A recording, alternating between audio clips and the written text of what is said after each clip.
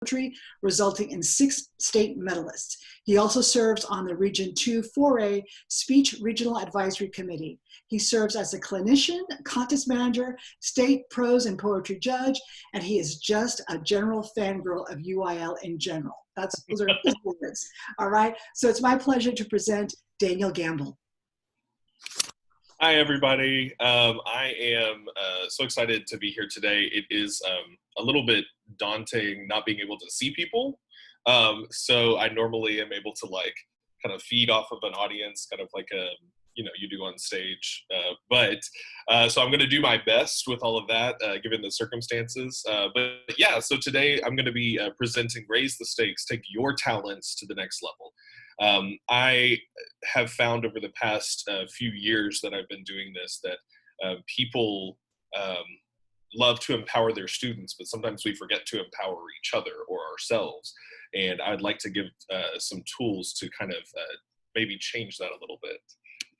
So an overview. Before I go any further, if you have any questions, like Paula said, if you would go ahead and just send them to her directly. And you can do that at any time so that you don't forget your question.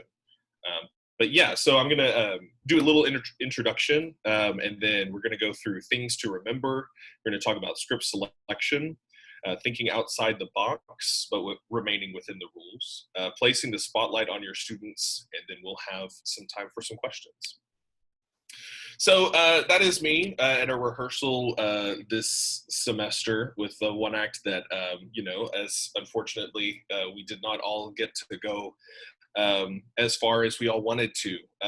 But we can all say that we had a very exciting and interesting one act play season. I'm Daniel Gambill. I have 2 sons and beautiful wife, and we're actually here at Moody Gardens in Galveston today.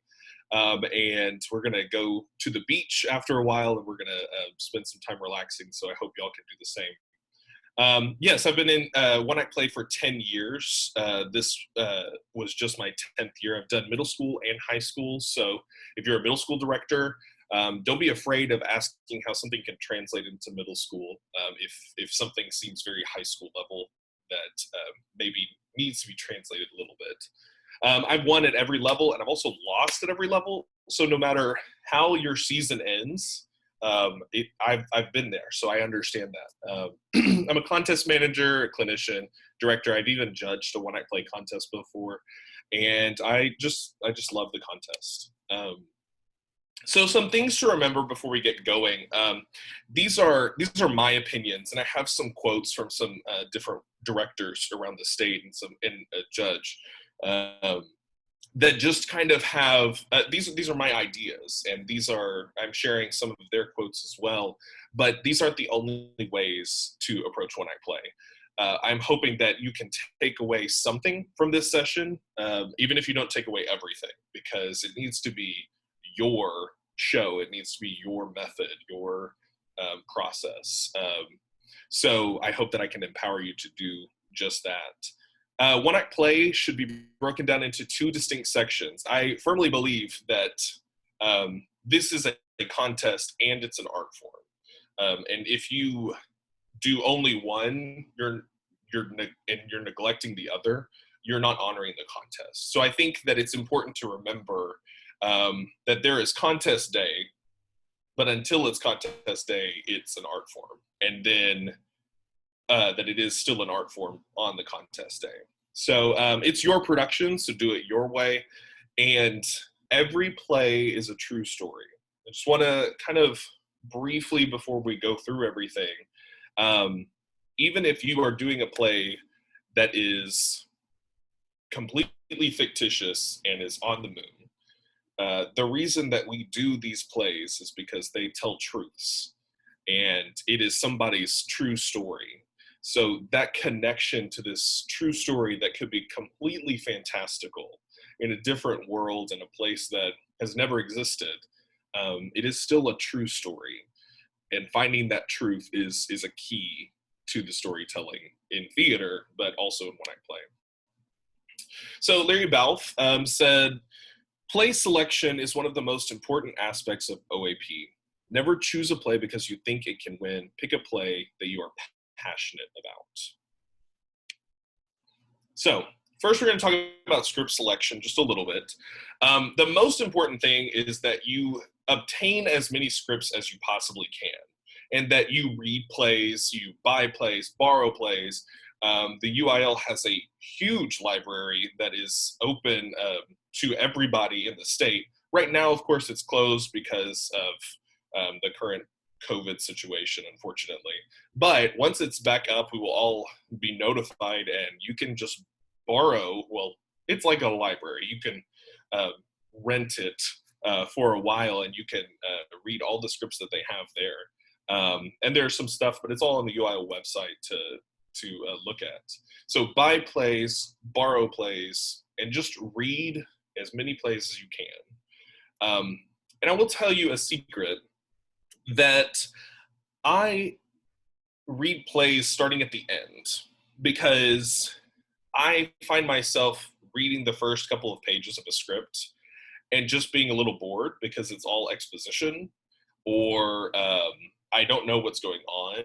But if I read the last couple of pages, I'm like, oh my gosh, I can't believe this happened. And then I don't even know really why that's so important. But now I know what the themes are and where we're headed. And so this way I can see the exciting, interesting part of the story and then know where I'm going as I'm reading the show. And then, oh my gosh, that person is going to do that thing that I read at the end. You know, that way we can find, you can read the story and not lose interest because it's all exposition at the beginning. Just a little secret. So where to start? I may differ than several people here, but I believe that it's important to know who your stars are going to be. And that doesn't mean go ahead and cast the play. What I'm talking about is find who is going to be able to lead your show. It may not be the most talented person, and it may not be a senior. In fact, I have had a freshman get Best Actor in Area before, because he was a lead. He was somebody who I could depend on acting-wise. But the more important parts of the contest side of this is I could depend upon his grades, his behavior in school. And I knew that he is a leader. He was a leader and could, because when an actor has a lead role in a show, they are a leader for the company. It's like you appoint them as team captain a little bit. No matter if they are perceived as being a captain beforehand, as you move through them being a lead, it just happens that way. So I think it's really important to know going into looking at scripts who that person is that you're going to hitch your wagon to, what star you're going to go with. And of course you can have multiple stars that you might be going with, but knowing who you can depend upon. And then once you know that, go through what their strengths are and where they can grow. Because I think that it happens sometimes where people have chosen a play and they say, this is the play I'm going to do. And, you know, I will fill the cast with my actors. But if your strongest person is only going to have 3 lines, it doesn't make sense to choose that play. Because you're not giving your students the opportunity that they deserve.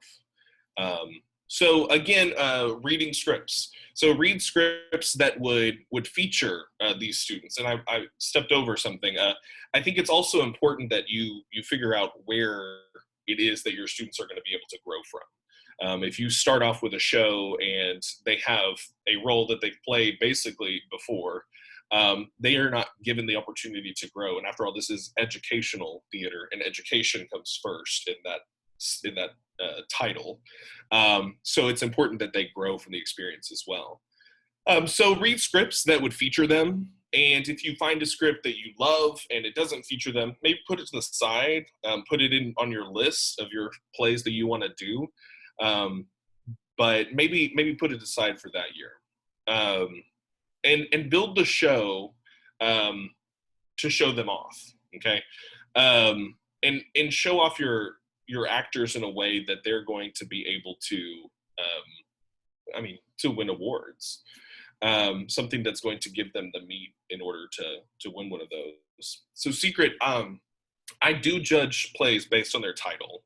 I just think that sometimes it's important to have a real snappy title that is that's going to be something that the students can really get behind. Okay, so how to decide? You must have a play with good literature. It all starts with the words. If you're doing a play, and there are some fantastic, charming shows out there, but if the literature doesn't have the depth and complexity of the other shows in the day, you can have fantastic actors, but if they're not challenged with the literature, they're not going to have to work as hard. And the contest side of this, judges will see that, and also it's just not, they're usually not as exciting of plays to watch. The second thing, the play needs to mean something. And obviously every play has a meaning, or is void of a meaning on purpose, but the play needs to have a focal point, something to rally behind. I think that it's very important that you choose a show that you and your students can talk about how much you believe in it. This inspires students to go home and do more research about the real life truth behind this meaning, even if it's not explicitly written into the script. These are going to be things that your students can rally behind. And once they're on board like that, they're going to be able to work harder, and you'll see something special on stage. So the show also, it must fit you. And of course it needs to fit your students, but it must fit you. When I was a younger director, I did a play my students wanted to do for a fall show, which was Alice in Wonderland. And going back to the literature, it was not a good adaptation. There are great adaptations of Alice in Wonderland out there. This was not one of them. And I found myself bored in rehearsals because the things that I like to do were digging into characters we weren't able to do because the script was not there. And so while the script was a lot of fun, that doesn't fit me as a director. I know I just said that I'm not a lot of fun, but I think that you can find the strengths that you have as a director and make sure that you find a script that connects to your strengths. If you're somebody who does great ensemble work, don't choose a play that there's one person that has every other line. If your strengths are movement, don't do a play that where everybody is sitting on a sofa. However, if you are able to capture people and just hold on to them, and people are just sitting on a couch the entire play, then that's the play you need to do. It's looking at yourself and your work and finding what you are strong with, what you do best, and finding ways to put that into the show that you're doing. It should fit your students. As a group, are they fantastical? And this could change from year to year. I went from one year having students who were completely politically charged and all they wanted to do was change the world. So we did a play that we wanted to change the world with. Very serious, not very much levity to it. And then the next year, it was the complete opposite. It was a totally fantastical play for one act, and it was the right show for those students. So as a group, are they funny? Are they serious? Are they fantastical? What strengths do they have? But the bottom line, and this is why I put it at the bottom, is that it must fit your community.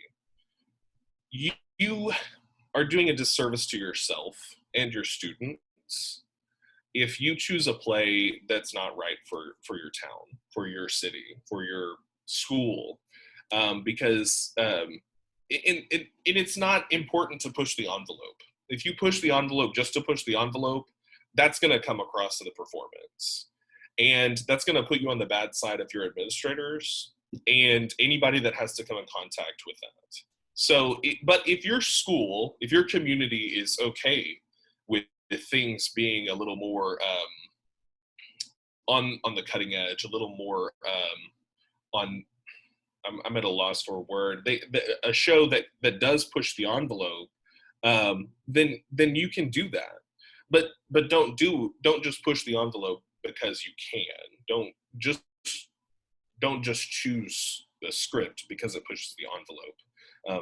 It's important that your community gets behind you, because if your principal comes to the show and can't be behind you, then the most important person on your campus is not in your corner, and that's not going to help your program.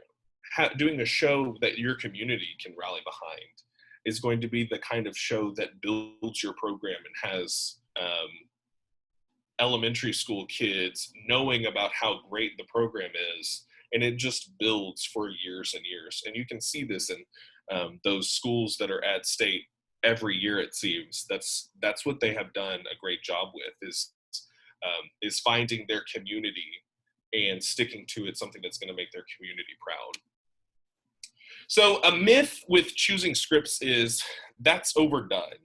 And I would say that I don't know if I've been criticized, but I know that people have said that I tend to do shows that are overdone. And I don't believe that that's true. I believe you can be successful if it's a good script. It's a good script today. It's a good script next year. It's a good script in 10 years. If it's been overdone, I believe that that's because it has been reproduced in the same way it had already been seen. So the truth is, productions can be overdone, where somebody has reproduced the work of another director. Or, for instance, it's the same exact cutting that has been seen for years. And so it's so important to do your own cutting and your own version of the play, because otherwise it does feel overdone. If the audience is sitting there going, I know exactly what's about to happen. He's going to slap her. It feels overdone.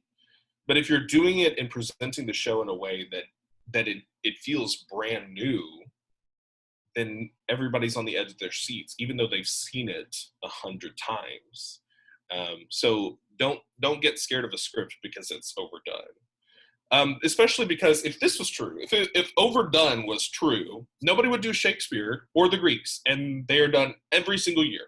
So if you can do Shakespeare and the Greeks every single year, and they still advance to state, clearly plays aren't overdone. It's productions and reproducing some other show that you've seen. That's the problem. So do your own production, and people will forget that they've seen it before. I have gone to state and seen These Shining Lives, which there was one year where there were 300 productions of it. But I saw a production at state, and everything was so honest, and it was a different take on the show that it just felt like I had never seen it before. And because they focused on the journey of what was happening to the lead's life, it felt as though I had no idea what was going to happen next. Yeah. Okay, so to quote Jessica Bentley, who was at Malakoff High School, but she is moving down to Comal ISD, she said, "The rules provide a destination, but what's on your journey isn't provided on that map. So think outside of the map." So continuing from that thought, we're going to talk about thinking outside of the box. So there are conventions in theater. For example, there is never turn away from the audience, always have good diction, all of these conventions that are so important to theater. And I want to empower you to break those rules, to find moments where you can look at the audience and say, I know what the rule is, but we're not going to play by that rule. But it is important to know the rules first and keep them for the majority of the show. And this may seem a little confusing. Sorry. But it's important that you maintain audience being able to see the actors where they're facing downstage for the show, most of the show. It's important that you have crisp and clean diction for most of the show. However, break the rules when you can. So one of those rules is don't turn your back to the audience. So you can break that rule by if somebody enters upstage center and everybody turns and looks, you've broken one of those cardinal rules, but you've just done it in such a way that you have done something interesting and different in your production. So that person now has all of the emphasis, and as opposed to another convention, which is that downstage center is the most strong position, now the strongest position on the stage is the very farthest from the audience. So having good diction, super important, have it the whole show until you want to break the rule a little. So have authentic storytelling moment. For example, where a character is like losing their mind, they can't keep it together. They're yelling and screaming, and then finally they get to a point where you can't understand the words that are coming out of their mouth. But that's because in real life, if I am so angry that I'm at the top yelling moment, and the words that I'm saying are not what's important. The story, the emotion that I have in that moment, that's what needs to get across to the audience. So if you have to sacrifice a little bit of diction there and the audience still knows what's going on, go for it. Of course, maintain diction if it's important to the story. If we're having a big reveal, like, I am the father, like, that needs to be understood. But if it's something that is not really significant words, break that rule and have a little bit of bad diction. So the rule is choose a play for the kids. And that's important, but choose a play that's for the kids and for you. Because, and I've said this before, but it's so important that you find a play that you're passionate about. And if the students are all worked up and passionate about certain play and you can't get behind it, their passion may extinguish when things get tough in blocking or in the polishing stage. Things may get tough and they may lose that steam.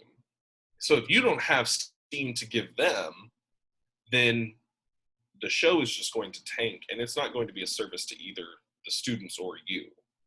So make sure that it's something you believe in too. I've also heard, and I've been told this, but there's too much on stage. Don't have too many things on the stage. Break that rule. Have absolutely everything on stage, movement, all this kind of stuff. But the important thing, and this is how you break this rule, is you have to keep the focus on a very specific spot. Keep the audience's eye on one thing, even if the whole stage is completely full of everything that's going on. Take the audience's eye and force it into one spot by using tools of composition. Composition, for those of you who may not know, composition is where your eye travels through like a painting. And so each moment of your show should look like a painting. And you can make the audience look at one pinpoint by having everybody on stage turn and look at that pinpoint, or by turning off the lights except for having one light on something. Whatever you need to do, just know this is the most important spot on the stage. I'm going to have all the rest of this filled with stuff, but right here, this one moment, this is where the entire audience is going to be looking. Okay? So then I mentioned this, the strongest part of the stage is downstage center, which is true. There are a lot of times where a director I've seen put the entire play downstage center because that's the most important part of the stage. But any part of the stage, like I was just talking about, can be the most important part of the stage. You can make it so that the upstage, far upstage left, that one spot can be the most important place on the stage if you can focus the audience's attention there. So think of rules and then think of how to break them, okay? But to sum that up, don't break them the whole play, because I like to say this to my students. If you highlight a book, if you highlight every word in the book, nothing is highlighted. So don't highlight everything. Give one highlight, and that will be the most special part of the show. So thinking outside the box, but still in the rules. When you're looking at the rules, and we'll have the new edition of the handbook at some point before next school year starts. And we always find like, oh, well, we can't do this or we can't do that. You can do this and you can do that. You just have to make sure that you stay right inside the rules of UIL. So one of those things, my first bullet is I want to fail as big as we can fail. When I have my students on stage, I say, okay, for the beginning of this play this one year, I said, okay, here's what I want, planets. And every one of my students rolled their eyes and then said, okay, let's get to work on it. We ended up not using planets for the beginning of that show, but I am sure that we used it in the next show, because while we were going through the show, I realized what the problem was. So in the next show, we did have planets, and it was beautiful, and I was right. But we failed huge. But what happened in us failing when we were trying to be so far outside of the box is that we saw this one sliver of a moment, and that was the opening of our show. That was this big movement piece, was based on that one instance. So fail as big as you possibly can. Continuing with that, expect more than your students can give. Because let's say that they are on a scale of 1 to 10, that they are able to do something at a level 7. If you only ask them for level 7, they will never be at 8, 9, or 10. If you ask them for a level 7 on their emotional connection to the character, you will never get to an 8, 9, or 10. So ask more than they can give you. And they'll rise to the occasion. They will always surprise you. And some won't be able to, and you'll have to replace them. And sometimes it's just hard that way. But as long as we have all done our best and tried as much as we can, or as much as we could, and we failed as big as we could fail, everybody's on the same page and nobody's going to get their feelings hurt. But I think it's important to communicate your vision of the show as early as possible. That doesn't mean that you have to have some concept that you have to communicate to people. Just that this is what we're going to focus on for this show. It's important to communicate that to your students as early as you can communicate it. When I was talking about the planet show earlier, I wanted to have planets and clouds and all of these kinds of things. And that didn't work. So then I told them immediately, this is what we're going for. And we switched it and everything just fell right into place. So it's important to communicate that vision as early as possible. Because then once you've given them your vision, you make your kids create the show, okay? They are able to think outside the box way better than we are, especially if there are 24 students, that they are 24 brains is more creative than your one brain. Sorry, I love all of you out there, but, or the 4 of you. their 24 teenage brains, when they are unlocked and they are empowered and that they are not afraid to fail, they are going to be able to create something that you would have never thought of. So make sure to empower them by not letting them be afraid to fail, because if you are not afraid to fail either, and you let them know this may be horrible, but we're going to work so hard on it that if it is horrible, we will all be on the same page. And if it is wonderful, we're all going to just fly from this point. I rarely get special permission from the state office for set pieces or anything like that, because it's so possible to be inside the rules and just stay in there and stay creative within the limitations that you have. And there's some quote about flowers growing in the middle of a parking lot, that beauty and art can come out of restriction. And I think that's something that's going to be a really cool story to tell next year, especially after this semester that we've just finished. Because the UIL rules essentially, and Paula will be able to correct me if I'm wrong about this, that they're essentially about safety, leveling the playing field, and the ease of running the contest. So if what you're wanting to do is not going to interfere with safety, a level playing field, or running the contest, then it's not going to be against the rules. There may be some things that you have to work in a different way than you initially thought you would, but yeah, you're going to be able to do that. So Billy Dragoo, who's actually on here, he said to me that when talking about honesty of acting and your students, he said, the play is a story, and it only asks an honest rendering. But for it to be honest, it must be allowed the luxury of time. Of course, he said many brilliant things other than just that, but this is something that I really would like to focus on here. So spotlight, hold on, I might have double clicked now. We're good. Okay, so spotlight your students. Cut your show for your students to tell the story you want to tell. When we're talking about our scenes from production, it does not have to be, I mean, there are some scripts that are specific decisions that were already made by the authors, in which case this slide is unfortunately not for that play. But tell the story that is your story. Cut it for your actors. And to tell you a little truth, don't start with a cutting. Don't provide this scenes from script where it is too long.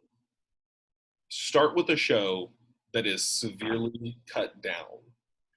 That way, you're not rehearsing extra minutes of a show that are going to be cut. If you have your first run, and there are those of you out there that runs 48 or 52, that's 8 or 12 minutes of a show that you have rehearsed that will never see the stage, will never be judged. And it's so important to go ahead and take a hacksaw and just cut that thing so that it's all the way down, and then add it back in when you're ready to do so. And feature your students in this. Don't do it the way that somebody else has done it because they were successful with it, but feature the performances that your students can give you. So if you have a lead and they are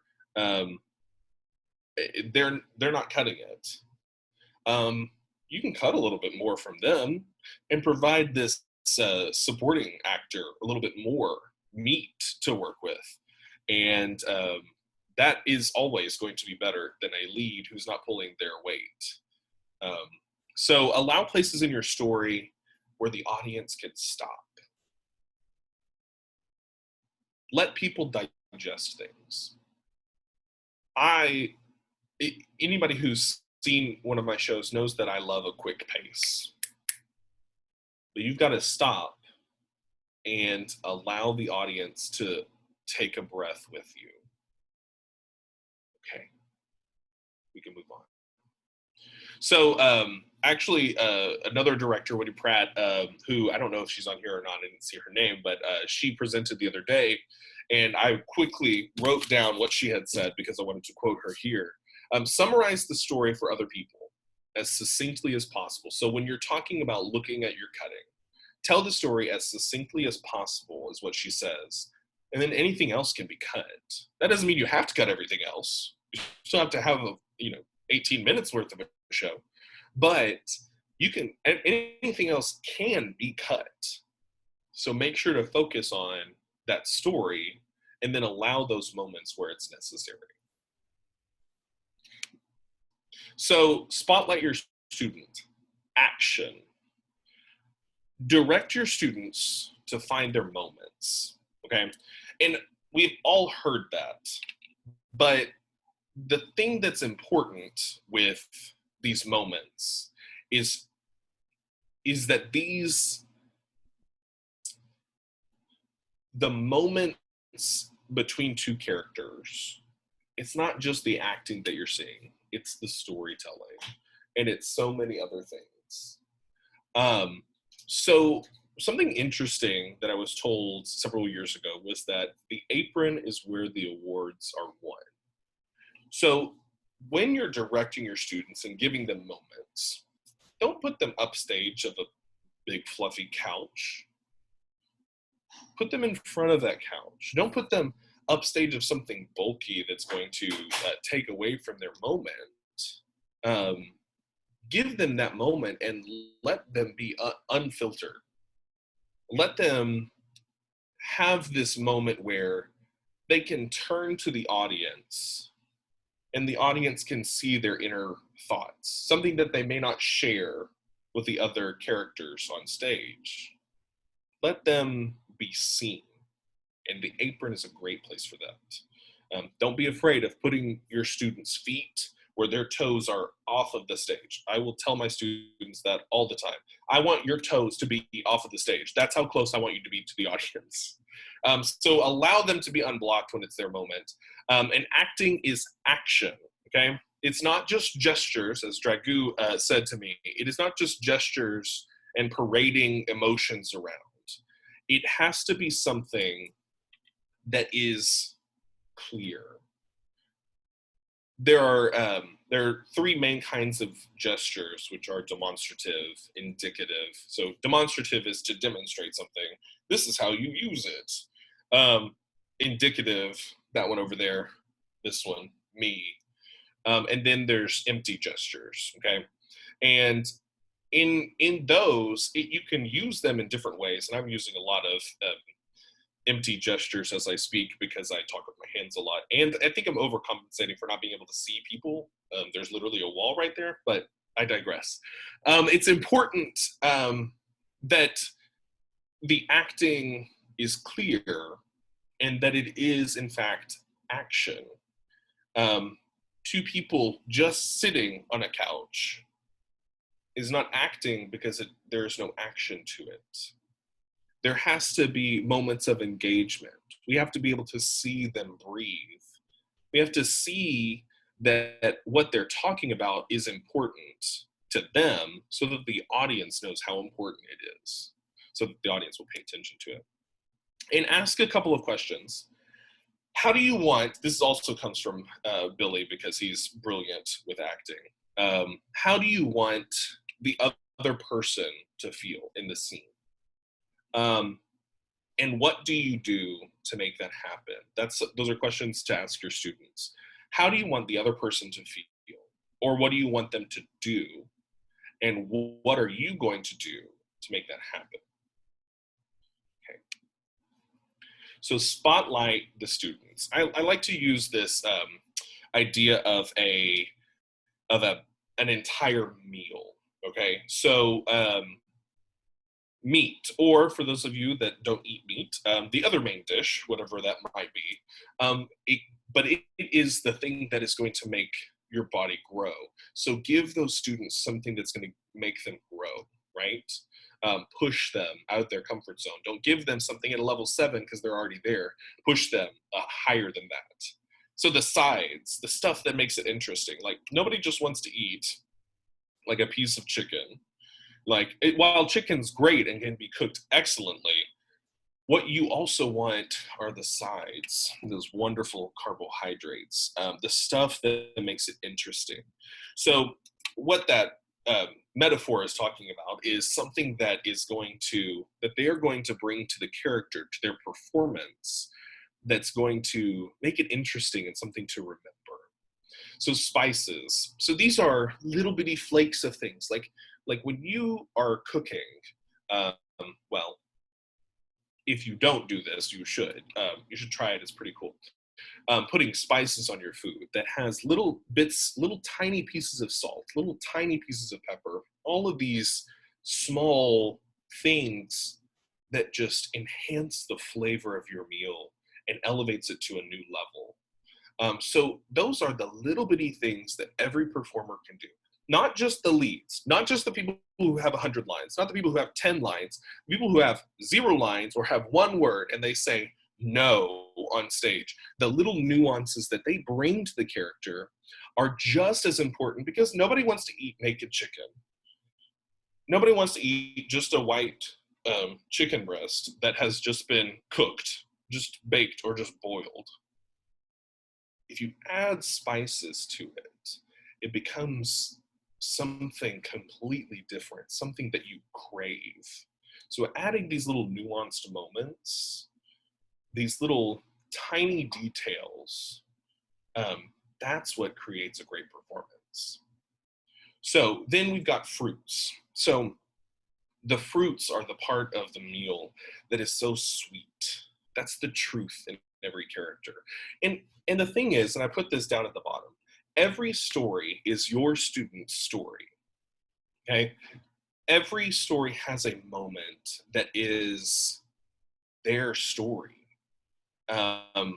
We did a play this year, The Miracle Worker, and Helen Keller seems like such an unattainable role. It is so hard to understand exactly what she's going through.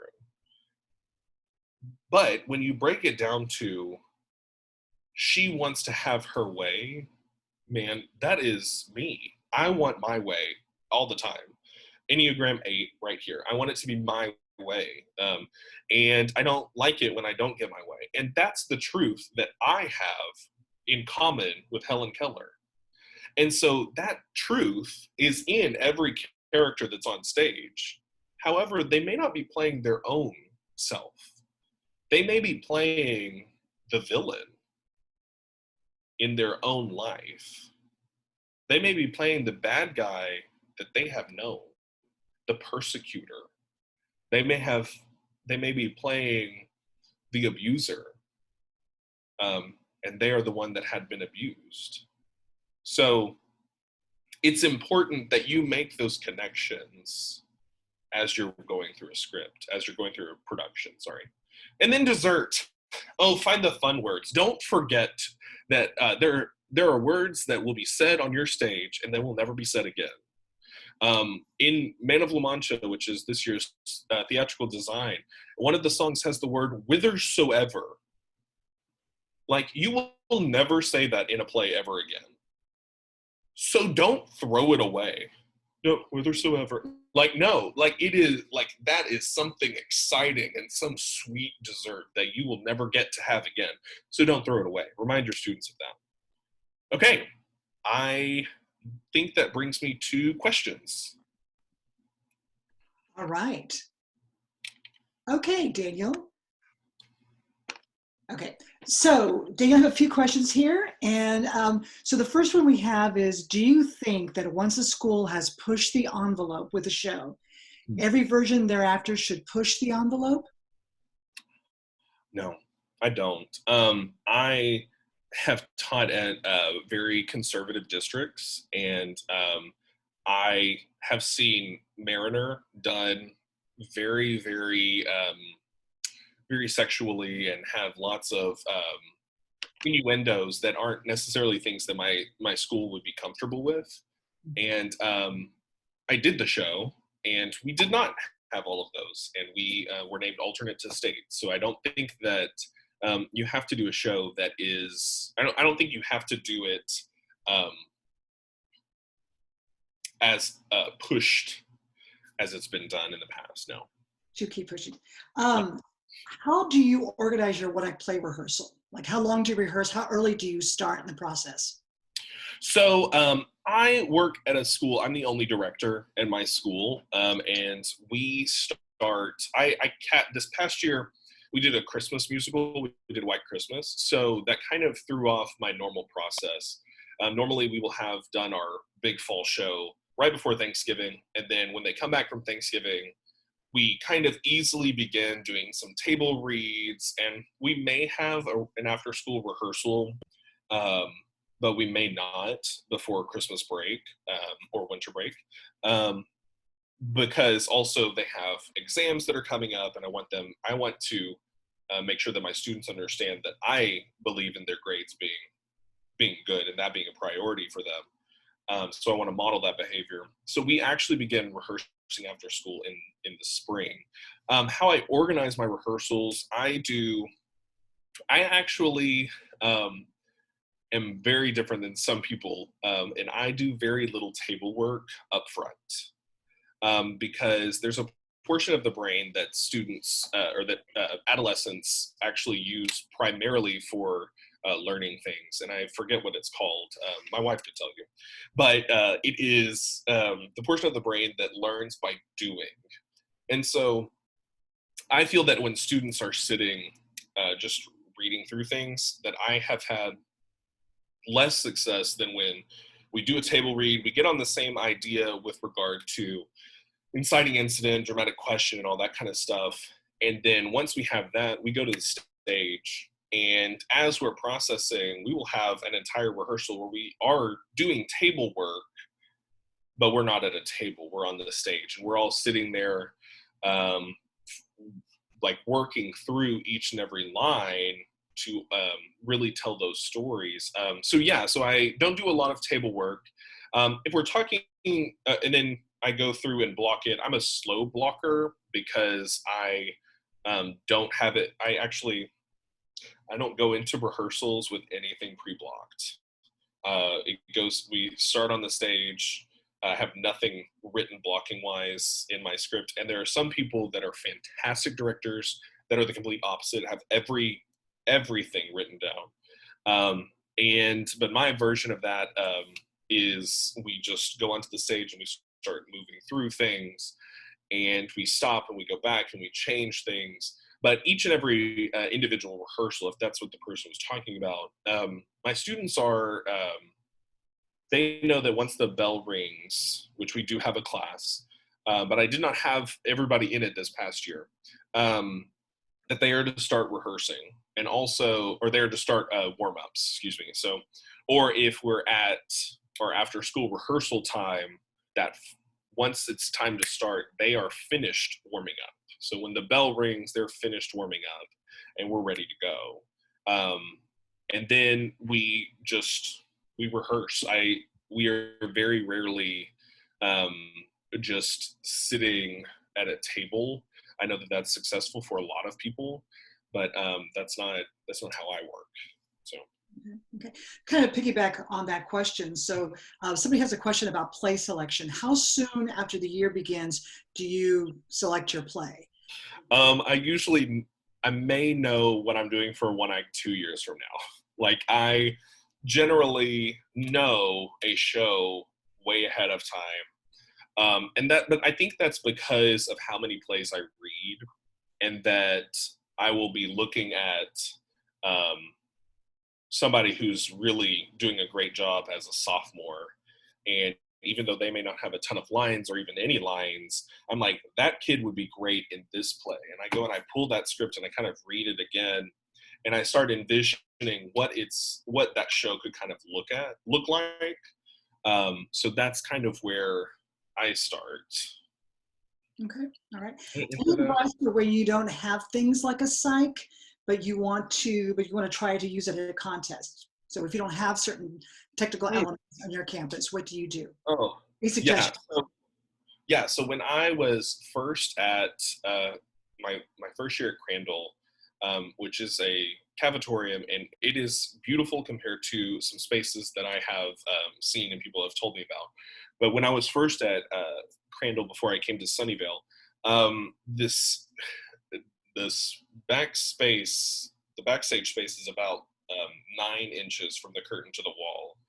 Um, and the reason I'm saying this is because while I think you can do things like work with a psych if you don't have it, but I'll get to that in a second.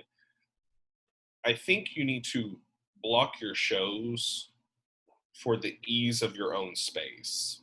If that's a gym floor, like don't have a huge unit set that you're going to have to put up every single day, because that is taking 15 minutes plus of every rehearsal, um, just doing that. So if you are in a situation where you have to share your space a lot, um, maybe work around that by changing the way that you approach the show. Now, specifically, I mentioned psych, not having a psych. I, um, I've never done this, but a friend of mine before at Crandall, that 9-inch gap, I ended up asking the school to paint that wall white so that I could open the curtains and we could shine light on it, and it was a psych. So and before that, it had a big CHS across it.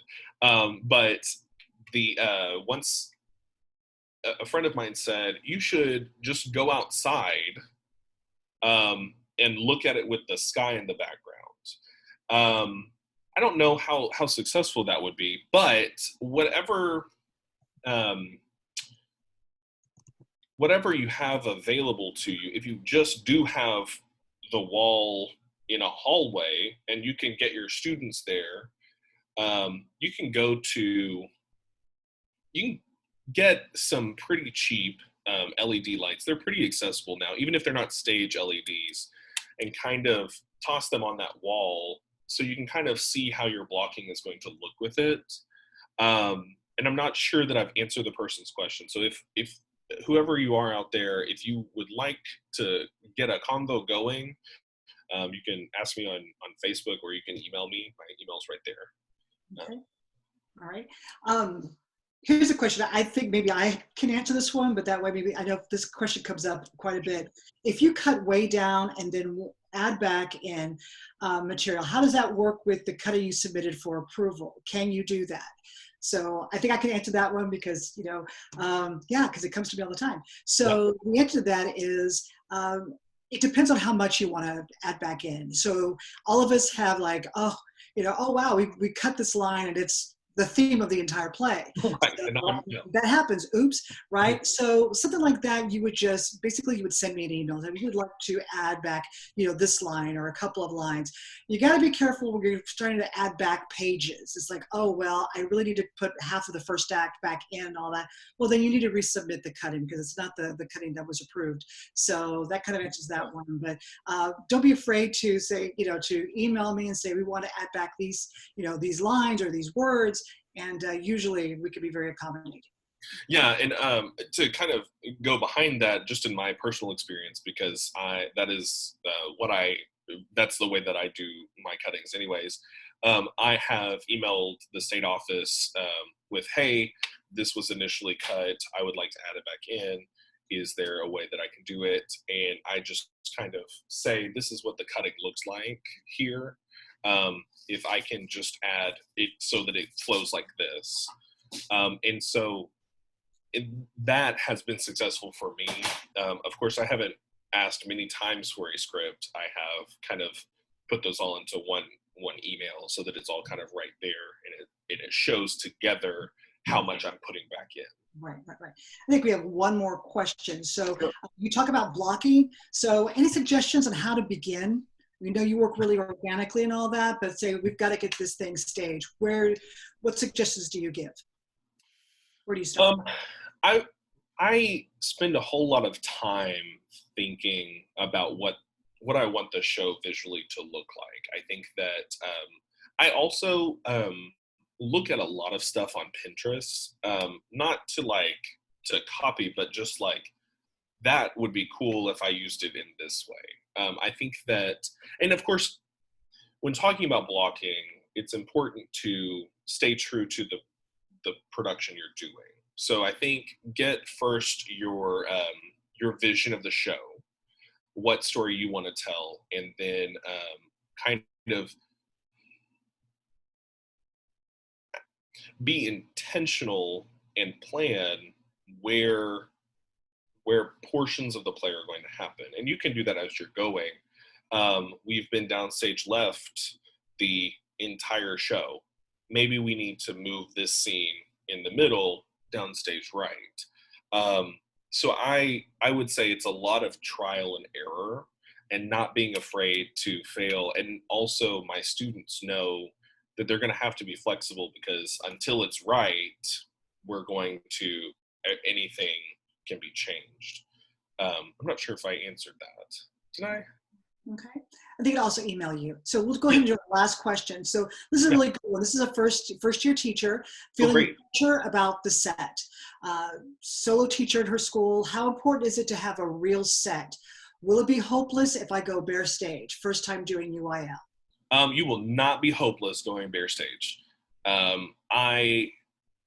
There is a specific play in my mind. It was Travis Poe at Barbers Hills, Peer Gynt, and I saw it with, I'm going to date myself, I saw when I was a sophomore in high school. And I will never forget that show, because I had kind of on my own, after watching shows, been like, oh, you have to have this big set. And so the curtain went up and I was like, oh, this is going to be horrible. And I was blown away. I just was on the edge of my seat the entire production. So no, you don't have to have anything on stage, which is kind of breaking the rule. Like a lot of people think, oh, I've got to have all this stuff. Break that rule. Have nothing on stage. Let your students tell the story. And I think that having nothing on stage, you've got a whole lot of freedom in movement. I will say that comes with more theatrical shows. You can have a bare stage. If you're doing a play that is inside and you have an interior and we kind of don't leave that, I would suggest having something on stage, even if it is suggestive. And yeah. So if you would like to email me and we could go into more specifics about that, I'd be happy to. Mm-hmm. All right. Dale, well, thank you. I think that's it for our questions. Thank you for a wonderful presentation. I hope everyone got, some good stuff out of it.